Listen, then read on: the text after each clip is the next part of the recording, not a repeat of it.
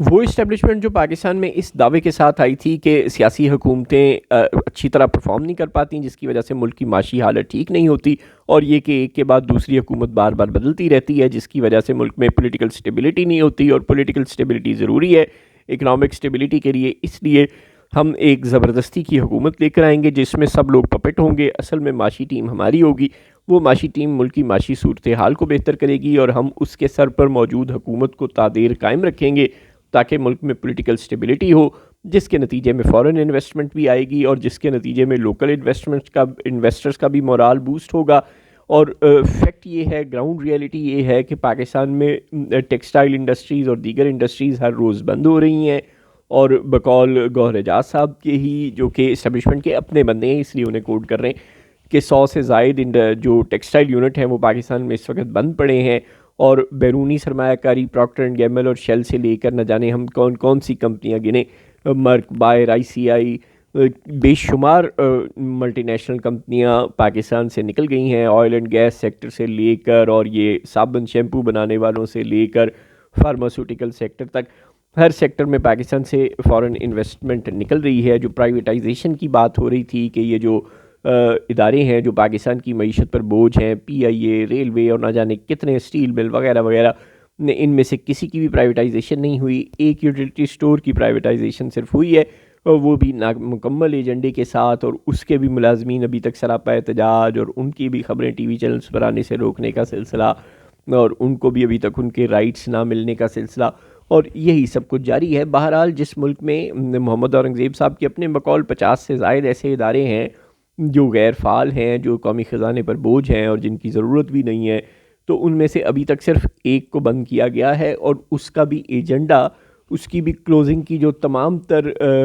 جو مراحل ہوتے ہیں وہ ابھی کمپلیٹ نہیں ہوئے، یعنی کہ معاشی معاملے میں آپ مکمل طور پر فلاپ ہیں، اور آپ کر کیا رہے ہیں اپنے لیے؟ ایک تو مجرم ہوتا ہے جو یہ کہتا ہے کہ میں نے جرم کیا، مجھے قوم معاف کر دے، دوسرا وہ ہوتا ہے جو اپنے آپ کو قانون کے سامنے پیش کر دے کہ میں نے جرم کیا، مجھے پکڑ لو، تیسرا وہ ہوتا ہے جو قانون میں لکھوا لے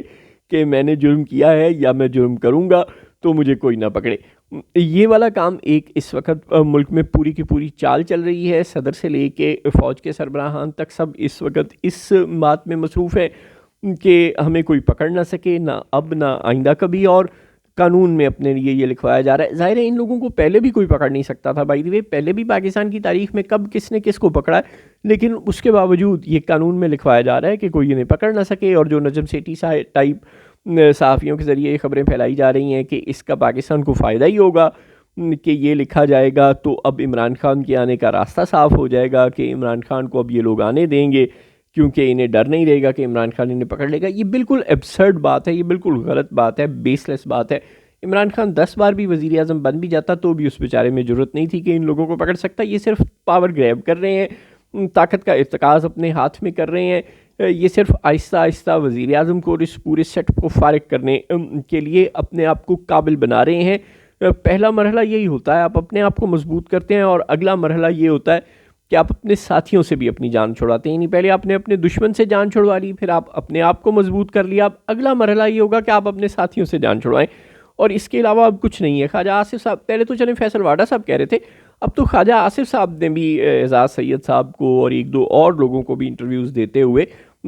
زیر لب کہہ دیا ہے، غالباً جیو پر بھی شاہ زیب خان زادہ کو بھی انٹرویو دیتے ہوئے انہوں نے کہہ دیا کہ ہاں بالکل 28ویں ترمیم تو اب آئے گی، 29ویں بھی بقول فیصل واڈا صاحب کے تو آئے گی، لیکن اب یہ اگلی ترامیم آئیں گی۔ وہ خواجہ صاحب نے تو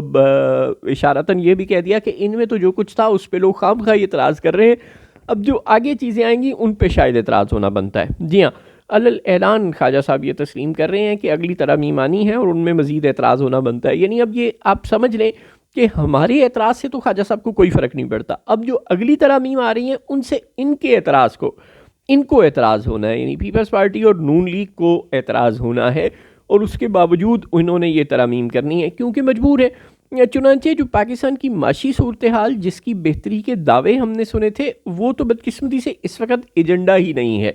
مودی کا ایجنڈا تو یہ ہے کہ انڈیا کی معاشی صورتحال بہتر ہو، اور اس نے تو جو اپنے ملک کی دفاعی کمزوریاں دیکھیں وہ امریکہ سے مزید جہاز خرید رہا ہے، امریکہ کے ساتھ ڈیفنس ایگریمنٹ کر رہا ہے، روس سے مزید چیزیں خرید رہا ہے, فرانس سے مزید ڈیفنس اکوپمنٹ خرید رہا ہے, وہ اپنی فوج کی کیپیسٹی کو بہتر بنانے پہ لگا ہوا ہے, وہ اپنی معاشی صورتحال کو بہتر کرنے کے لیے امریکہ کے ساتھ ٹریڈ ڈیل سائن کر رہا ہے. اس کی اس وقت پوری کی پوری جو توجہ ہے وہ امریکہ کے ساتھ ٹریڈ ڈیل پر ہے. وہ کہہ رہے ہیں ڈونلڈ ٹرمپ کہ مودی ہمارا ایک اسٹریٹجک الائی ہے اور اس کے ساتھ ہماری دوستی بالکل ناقابل شکست قسم کی دوستی ہے اور ہم اس دفعہ کچھ نیا کریں گے. جی ہاں, ڈونلڈ ٹرمپ نے کہا کہ ٹیرف بھی میں کم کروں گا اور اس دفعہ کچھ نیا بھی کریں گے. اب پتہ نہیں وہ نیا کیا ہوگا, اس کی کیا صورت ہوگی. جس طرح قطر نے اور سعودی عرب نے امریکہ میں انویسٹمنٹ کی تھی اور اس کے بعد سے امریکہ نے بالکل قطر کو اور سعودی عرب کو اپنا مائی باپ سمجھنا شروع کر دیا ہے. وہ بہت امیر قطر کی تعریفیں کرتے, ہز ایکسیلنسی, ہز میجسٹی, اعلیٰ حضرت, قبلہ کعبہ سے کم امیر قطر کو خطاب نہیں دیتے ڈونلڈ ٹرمپ, چونکہ ظاہر ہے ان کے مفادات وابستہ ہیں. بین ہی یہ بھی ہو سکتا ہے کہ نریندر مودی نے آفر کر دی ہو کہ ہم بھی آپ کے ملک میں اتنے ارب ڈالر کی سرمایہ کاری کر دیں گے, اور انڈیا کی ملٹی نیشنل کارپوریشنز کے لیے امبانی اور اڈوانی اور ان سب کے لیے یہ کوئی مشکل ہی نہیں ہے امریکہ میں 2-4 ارب ڈالر کی سرمایہ کاری کر دینا. چنانچہ بالکل اب امریکہ اور انڈیا کی قربت اس لحاظ سے بڑھ رہی ہے کہ یہ ٹریڈ ڈیل سائن ہونے کے نتیجے میں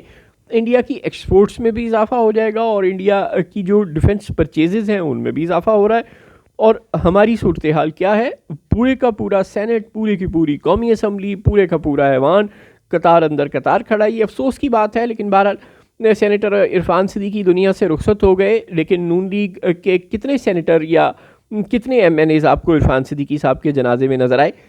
سوال تو بنتا ہے نا, میاں نواز شریف آپ کو عرفان صدیقی کے جنازے میں نظر آئے. یہ نہایت افسوسناک بات ہے کہ ایک شخص جس نے آپ کے ساتھ اپنی زندگی وفا کرتے گزار دی اور جس نے اپنے اصول جن کا وہ صحافت کی ساری زندگی میں پرچار کرتا رہا, ہم ایسے طالب علم جس کو فالو کرتے رہے کہ اس کے خیالات سے روشنی لیتے رہے, وہ جب آپ کی سیاسی چھتر چھایا کے تحت آیا, اب اس کے مفادات تھے یا آپ کے جو بھی تھے, مگر وہ آپ کی ہر جائز ناجائز حرکت میں آپ کا ساتھ دیتا رہا, جسٹیفیکیشنیں دیتا رہا, آپ کو لکھ لکھ کے جسٹیفیکیشنیں دیتا رہا, آپ اس کے لفظ بول بول کے معتبر ہوتے رہے. ورنہ آپ کتنے پڑھے لکھے تھے یہ تو ہمیں بھی پتہ ہی ہے, آپ کے منہ میں پرویز رشید اور سینیٹر عرفان صدیقی اور مشاہد حسین سید جیسے صحافیوں کی زبان نہ ہوتی تو آج آپ گونگے ہی ہوتے. بہرحال جن لوگوں نے آپ کو زبان دی وہ جب دنیا سے جا رہا تھا, جب اس کا آخری سفر ہو رہا تھا, تو آپ میں سے کسی کو یہ توفیق نہ ہوئی کہ آپ سینیٹر عرفان صدیقی کے جنازے میں چلے جاتے. 12 لاشیں جب اسلام آباد کل اٹھا رہا تھا, وہ وکیل جو مٹھائی بانٹ رہا تھا اپنے ساتھیوں میں سپریم کورٹ کا لائسنس ملنے کے نتیجے میں, اور اس مٹھائی بانٹنے کے دوران وہ شہید ہو گیا. یہ جب سب کچھ جب اسلام آباد میں ہو رہا تھا تو آپ لوگ بندھے ہوئے تھے قومی اسمبلی میں, اور آپ میں مجال نہیں تھی کہ آپ اٹھ کر اپنے گرد و پیش دیکھ لیتے, اپنے ساتھی وکلا, اپنے ساتھی اراکین اسمبلی کو دنیا سے رخصت کرنے میں, ان کے الوداعی سفر میں شریک ہو جاتے, ان کے خاندانوں کا دکھ درد بانٹ لیتے, کیونکہ آپ بندھے ہوئے تھے قومی اسمبلی میں. آپ میں سے کسی کی مجال نہیں تھی کہ آپ نمبر گیم کم کر کے وہاں سے اٹھ جاتے. بہرحال یہ افسوسناک مناظر ہیں پاکستان میں جو صبح دوپہر شام ہمیں وانا سے لے کر اسلام آباد تک نظر آ رہے ہیں, اور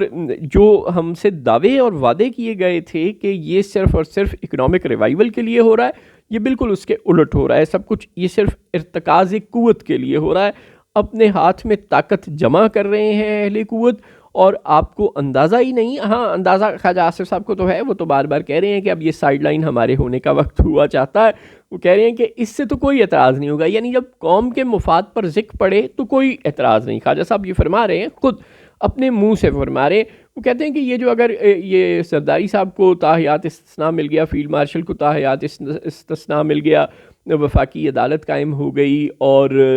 ججز کا ٹرانسفر, اپوائنٹمنٹ اور ریٹائرمنٹ سب کچھ ایگزیکٹو کے ہاتھ میں آ گئی, تو اس سے تو کسی کو کوئی فرق نہیں پڑتا. ظاہر ہے عوام کو فرق پڑتا ہے نا, سرکار کو تو فرق نہیں پڑتا. جو کیسز آئینی عدالتوں میں جاتے ہیں, سپریم کورٹ اور ہائی کورٹس آئینی عدالتیں ہیں, ان میں جانے والے 80% کیسز میں ایک طرف عوام اور دوسری طرف سرکار ہوتی ہے. عوام بنام سرکار ہوتے ہیں یہ کیسز, لہٰذا اب سرکار کے خلاف تو کوئی فیصلہ آئے گا نہیں. جو کل ہم نے دیکھا اسلام آباد ہائی کورٹ میں کہ اسلام آباد ہائی کورٹ کے سینئر ترین جج صاحب نے 2 فیصلے دیے تھے. سی ڈی اے کی تحلیل کا فیصلہ, بلدیاتی الیکشن سے متعلق فیصلہ, وہ آپ نے ڈویژن بینچ بنا کر اپنے اپنی جو ہم جو آپ کے ہم پیالہ ہم نوالا ججز ہیں ان سے آپ نے وہ فیصلہ کینسل کروا دیا.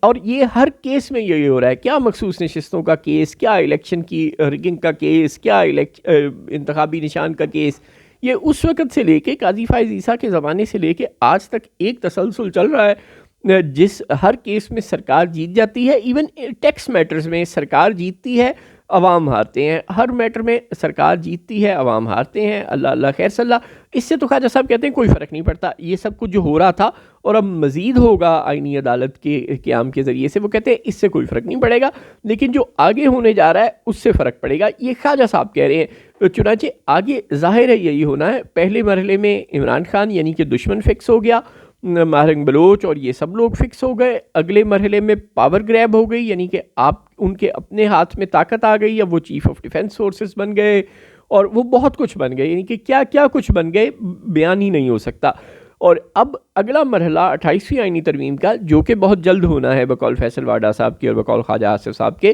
تو اس میں جو الائز ہیں انہوں نے سائیڈ لائن ہونا ہے, انہوں نے کھڈے لائن لگنا ہے, انہوں نے الوداع ہونا ہے. اور صرف یہی کچھ ہو رہا ہے پاکستان میں. وہ معاشی بہتری اور وہ سب کچھ, اور وہ جو ڈپلومیٹک فرنٹ پر کامیابیاں تھیں اور وہ جو ٹیررزم کے خلاف جنگ میں کامیابیاں تھیں, یہ سب کچھ تو پتہ نہیں کہاں کہیں کھو گیا. یہ تو ہمارے مقاصد میں, ہمارے عزائم میں, ہمارے جو لسٹ ٹو ڈو ہے اس میں کہیں نظر ہی نہیں آ رہا.